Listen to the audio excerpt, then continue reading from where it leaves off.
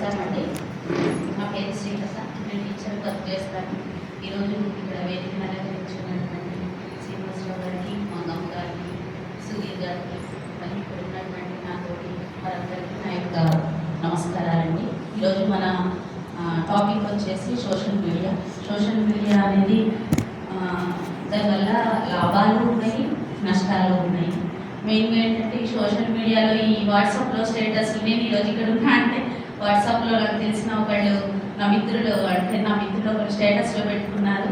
Stage feel అనేది నాకు చాలా ప్రాబ్లం. నేను చాలాసార్లు ఫేస్ చేశాను. దీన్ని ఓవర్కమ్ ఎలా చేయాలి.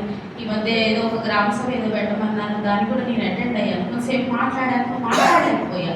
ఆ టైంలో ఏమనిపించిందంటే అక్కడ ఉన్న ఒక వర్కర్ ఏమన్నాడంటే, అందుకే మీరు స్టేజ్ మీద మాట్లాడుతూ ఉండాలి అనేసరికి, అంతమందికి ఉండనేసరికి నేను చాలా ఇన్సల్టింగ్ ఫీల్ అయ్యాను.